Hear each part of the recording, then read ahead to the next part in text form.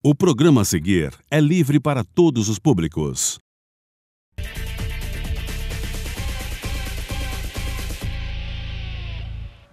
Olá, como estão? Espero encontrá-los bem. Pessoal, estamos começando mais um programa Bem Mais Osasco em TV. E gostaria de dizer para você que está me assistindo pela primeira vez, ou para você que já vem me acompanhando, que o Bem Mais Osasco em TV é a versão comentada da revista Bem Mais Osasco. Só que aqui nos programas nós não conseguimos comentar a revista inteira. Então quero te convidar a acessar o nosso portal, que é o www.revistabemmais.com.br.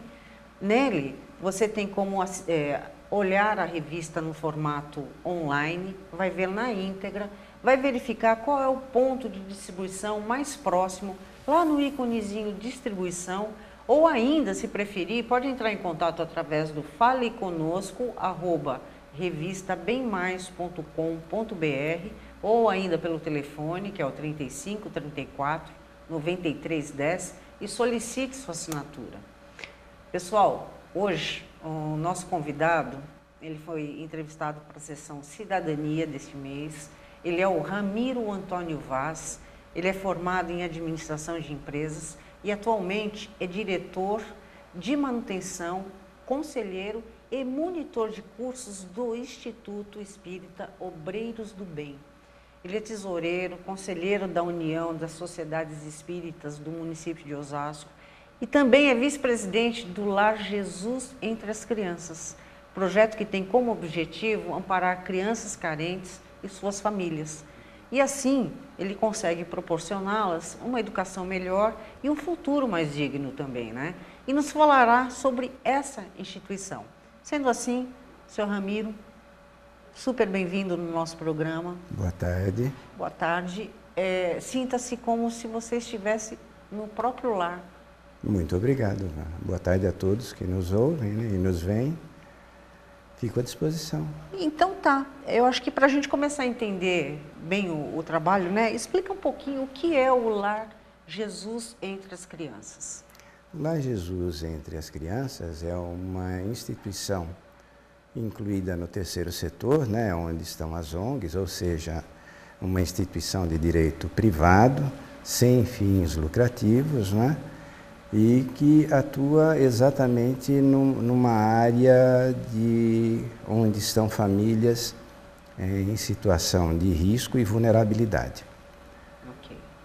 E como que surgiu esta? Bem, tudo começou com o idealismo, não é? A determinação do senhor João Kaufmann, imigrante alemão, né? Logo do pós-guerra, né? Veio a esse nosso Brasil, coração do mundo, pátria do nosso evangelho, vamos dizer assim, né? Dentro da nossa conceituação espírita, e ele logo percebeu a carência social, vivencial, evolucional, né? Das crianças, das famílias na região em que ele se instalou, ali no Rochdale. Tá. E no que vocês se inspiraram, né? Ou qual a quem ou a que você atribui essa inspiração para começar esse trabalho? Simplesmente a necessidade das crianças ou... Ele não era a primeira instituição que ele fundava num país, né? Ele já tinha outras instituições em outras regiões do planeta, né? E ele tinha essa visão mesmo de alguma forma colaborar idealisticamente com a educação, o crescimento, a manutenção de crianças nas condições que o nosso objetivo institucional busca. Entendi. Senhor Ramiro, eu não sei exatamente o que vem na frente, objetivo ou uma missão, tá? No seu entendimento, fala para a gente quais são os objetivos ou as missões do... Então, eu vou até, porque tradicionalmente se segue em todos os locais, até na colocação nos estatutos, né, de cada uma das instituições, isso é colocado primeiro o objetivo e depois a missão. Ok. No Lar Jesus Entre as Crianças, como eu já dei um pequeno parecer, nós seguimos a orientação filosófica e doutrinária baseada na doutrina espírita, Tá. codificação de Allan Kardec. E a finalidade, objetivo primordial, seria a assistência, educação e amparo de crianças, adolescentes e adultos em situação de risco e vulnerabilidade. Ok. Aí, na sequência, que teríamos a missão. Tá. E nesta missão, né, qual a idade das crianças que vocês... Então, nós temos crianças que entram na mais tenra idade, né? Crianças, bebês praticamente, né? Essas eventualmente ficam até o período integral em que suas mães se ocupam profissionalmente, né? É um dos objetivos, e vão até os 16 anos, sendo que há uma certa diferença, né? As meninas até os 16 anos e os meninos até os 9 anos. Tem alguma razão específica para essa... Não, é apenas uma necessidade de, realmente, nós não teríamos como comportar essa fase etária que torna-se um pouquinho mais complexa. Sim. Na participação educacional, né? Na participação dos monitores, né? E nós nos preocupamos mais dos 9 anos em diante em dar seguimento às meninas, às moças, que aos 16 anos, praticamente, mulheres, né, já vão se lançar à vida, né, na busca dos seus caminhos. Uhum. E a gente, de uma forma geral, o Lar Jesus, né, participa muito profundamente no sentimento, na conceituação, na visão dessas crianças de um contexto mais social, mais equilibrado. Conseguimos mudar tudo? Não, é muito difícil no nosso estágio evolutivo atual, mas sempre uma semente tem que ser colocada, né? E a gente tem visto que muitas se direcionam bem, se colocam profissionalmente bem, numa conduta adequada, com uma visão mais equilibrada, né? Diante dos riscos que elas se envolvem até na própria comunidade em que vivem. Sim, sim.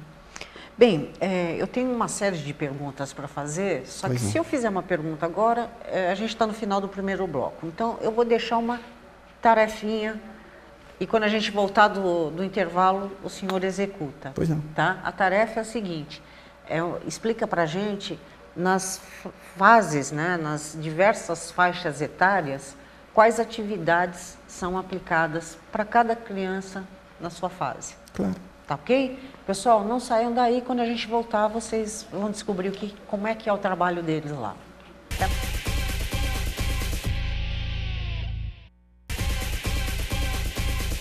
Ok. Pessoal, estamos de volta e eu tinha deixado uma perguntinha aqui para o senhor Ramiro, lembrando que nós estamos conversando com o senhor Ramiro do Lar Jesus entre as crianças. E eles trabalham lá com crianças de quantos meses? De 2 anos aos 16 anos. Aos 16 anos para as meninas. Para as meninas. E dos 2 aos 9 para os meninos. Os E a tarefa que eu tinha deixado era, para cada faixa etária, quais as atividades que vocês propõem para essas crianças? Então, nessa fase inicial, em que 2 anos até os 5, 6 anos, essas crianças recebem muito mais uma atividade ocupacional, lúdica, né? A preocupação para todas as fases da alimentação bem adequada, nos horários adequados, com nutricionistas, os alimentos são todos vigiados em sua vencimento. Então, há uma preocupação bastante grande de dar o que nesta faixa etária uma criança precisa, ou seja, o complemento de formação física, biológica, né, estrutural, através da alimentação, e ocupacional, através da vivência com as monitoras, que fazem brincadeiras lúdicas, né, que levam-nas ao pátio, à área de brinquedos, a brinquedoteca propriamente dita, né, até essa primeira fase. Me fala uma coisa, o que levou vocês a escolher essa faixa etária especificamente das crianças? Na realidade, é uma escolha que se apresenta naturalmente, até pela própria necessidade e carência da comunidade em que se coloca a instituição e aquelas mães, famílias, pais, né? Avós, muitos não têm os pais presentes, são os avós que são os cuidadores, mas são as necessidades que têm de atividade. Precisa trabalhar. E tem crianças de 2 anos a 5 anos. Obviamente, isso não acontece de uma forma descontrolada, né? São assistentes sociais da casa que vão visitar as famílias, verificar as condições, o tipo de ganho, para que não haja nenhuma, vamos dizer, usurpação de oportunidade para quem realmente precise, né? Com pessoas que tenham poder econômico e aí, eventualmente, acabem direcionando suas crianças para lá. Realmente, a assistente social vai avaliar as situações de risco, de vulnerabilidade, de carência alimentar, vestuário, porque o lar ajuda de todas as formas que possa se imaginar. E existe, assim, algum critério ou alguma condição mínima para que essas crianças tenham direito a estar lá? Eu acredito que existe uma exigência, eu não vou poder lhe precisar agora, mas o mínimo de ganho, Tá. né? A pessoa tem que estar trabalhando, tem que caracterizar realmente um período em que ela busca e tenha um limite para que justifique que nós acolhamos a sua criança. Entendi. Quantas famílias vocês conseguem atender já hoje? A nível de família, são 90 famílias que perfazem um total de aproximadamente 130 crianças, porque são muitos irmãos, né? E esse seria a nossa quantidade atual. Ok. Eu sei que eu já perguntei sobre as atividades, né? Eu acabei não complementando, mas a gente pode resgatar isso. Você pode? Claro. Já passando dos 5, 6 anos, né? Então abrem-se outras oportunidades que até diferenciariam das creches tradicionais, né? Que sejam atividades das diversas oficinas, né? Oficina de música, oficina de dança, oficina de pintura, oficina de judô. Foi a forma que eu me aproximei, né? Porque eu lido com o esporte também há muito tempo, né? E há 13 anos que eu seria o monitor ou oficineiro, vamos que a gente, na área do esporte, ou seja, lidar com o controle corporal, físico. Não só os exercícios, como as próprias habilidades que o judô favorece. E tem a oficina de música, temos lá um responsável, uma pessoa maravilhosa também, né, o Chauan, que dá as aulas de música e canto.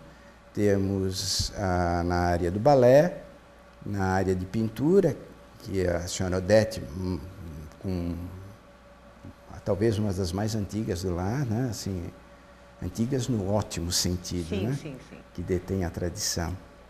E temos, eventualmente, orientação cristã, né?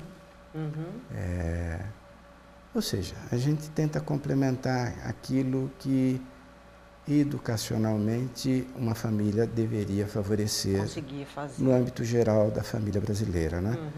A gente sabe que é difícil na atualidade, então a gente tenta preencher esse espaço.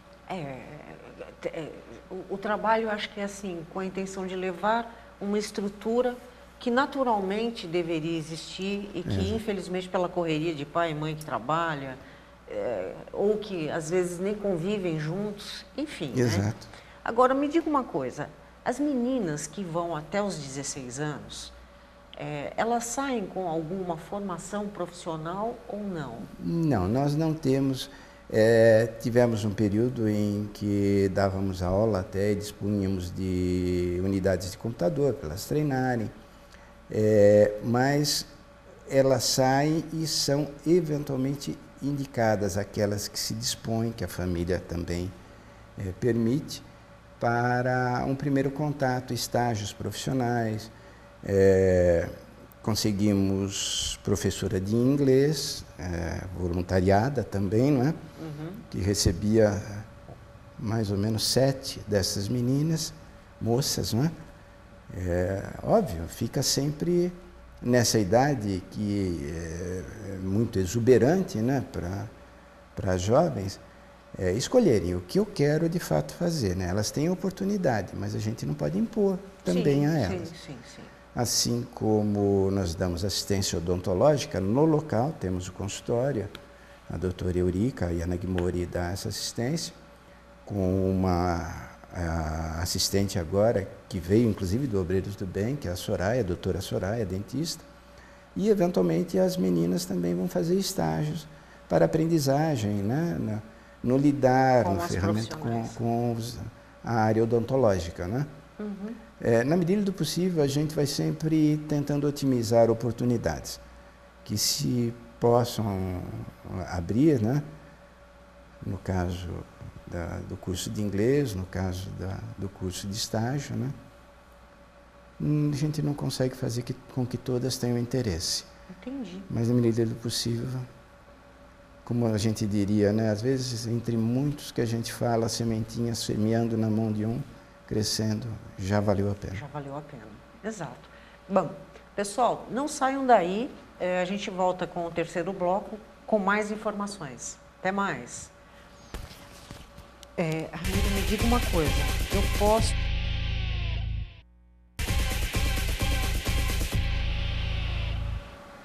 Olá, pessoal, estamos de volta. Lembrando que o meu bate-papo hoje é com o senhor Ramiro e ele fala em nome do Lar Jesus entre as Crianças. No bloco anterior, a gente estava falando sobre atividades para as mocinhas, né, para as adolescentes, com relação a algum curso profissionalizante. Então, hoje, pela estrutura que vocês têm, a coisa é meio limitada. Então, eu vou te fazer uma pergunta, Ramiro. Pois não. Se nesse momento, alguém que estiver assistindo se interessar em ser voluntário, no sentido de conseguir gerar capacitação para essas adolescentes, eles poderão te procurar? Serão sempre bem recebidos. E como é que eles fazem para... Nós temos um site que fica à disposição, seria o sejavoluntario@larjesuscrianças.org.br e, eventualmente, por telefone, para consultar alguma orientação, no 3687-8261. Perfeito. Ramiro, dando continuidade, pelo que eu pude perceber, o Lar Jesus entre as Crianças, ele faz um trabalho de assistência muito completo, né? Certamente. Alimentação, tratamento odontológico, enfim. E não só para a criança, mas também para a família. Exatamente. As famílias cadastradas, as famílias que participam, recebem a sua cesta básica, participam de uma forma geral, no conjunto até alimentar, não só com a cesta básica, quando recebemos doações maiores, graças a Deus as recebemos, né? As famílias participam, levam aquilo de frutas ou os gêneros que eventualmente tenhamos disponibilidade. Independentemente disso, fazemos contato com algumas das famílias, fazendo o que nós chamamos a visita fraterna, né? Avaliando a carência que existe no conjunto vivencial ali, de cada uma daquelas crianças, uma família sempre escolhida, né?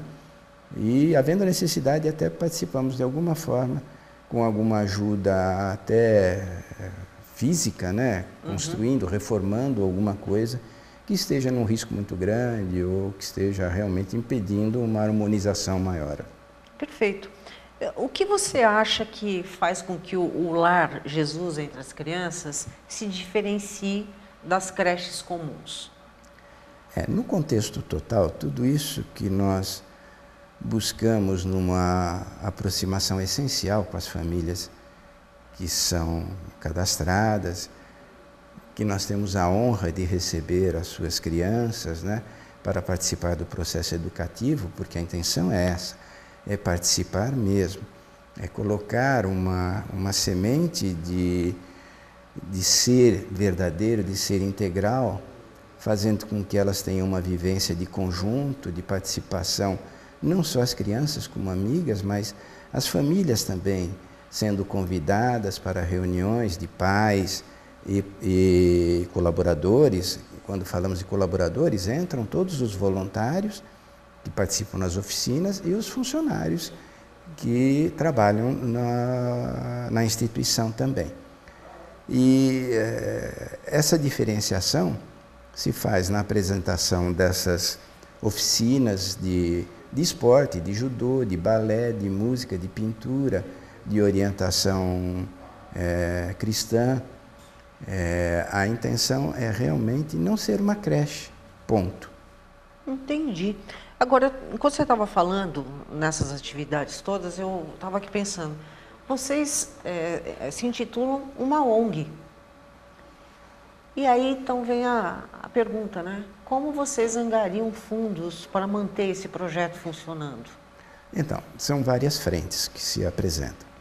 Nós temos os associados, que no conjunto da instituição, que é uma instituição espírita, nós temos os voluntários que participam, mas os associados que contribuem mensalmente, com uma contribuição associativa, né? Porque hoje o regimento das ONGs e do terceiro setor assim designa, né? Não são sócios, são contribuintes associativos, né? E na realidade nós temos doações de instituições privadas também, graças a Deus bastante, de alimentos, de gêneros que são revertidos imediatamente para as crianças. E outros bens que seriam vestuário, móveis ou eletrodomésticos que vão ao nosso bazar, que é uma das fontes de apuração de recursos também para a manutenção da casa. Entendi. Você tem alguma dificuldade assim pontual hoje?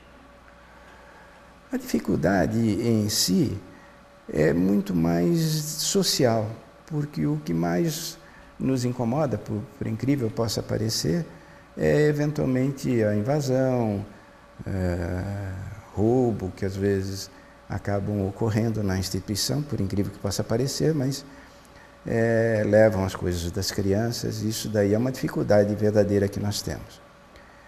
E graças a Deus nós temos tido no processo de donativos, de captação de recursos, como nos mantermos. Mas a gente sabe que isto é sempre um processo contínuo, que eventualmente pode se apresentar esse mês bem e lá na frente termos uma captação um pouco menor. Então aquele site fica novamente evidenciado. Reforce o site. Que é o Seja Voluntário, @lajesuscrianças.org.br, ou eventualmente algum interesse de alguma forma participar desse projeto no telefone 3687-8261. Lembrando que, na verdade, é e-mail que ele está passando, não é exatamente um site. Mas pelo e-mail também vocês conseguirão. Quando a gente quer fazer o bem, sim, a gente acha o caminho, não é isso? Busca. Hoje é tão fácil a gente buscar caminhos. Basta querer, não é isso? Basta querer. Exatamente. Bom, infelizmente, o nosso tempo está chegando ao fim. Então, você tem alguma consideração final a fazer? Então, de fato, agradecer a oportunidade que o conjunto, a TV Osasco, nos oferece de divulgar o nosso objetivo, a nossa missão, o nosso desejo.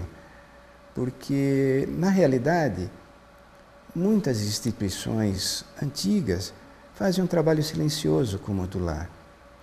Não chamam a atenção, não fazem alarde, mas é uma forma de quem ouve, quem vê, ter confiança, ter esperança, porque tem muita coisa boa acontecendo. Então tá. Uma das coisas boas foi a presença de vocês aqui. E muito o convite obrigada. De vocês, nós agradecemos. Tá? E para vocês que estão em casa, gente, o meu muito obrigado e o meu convite. Até semana que vem, se Deus quiser.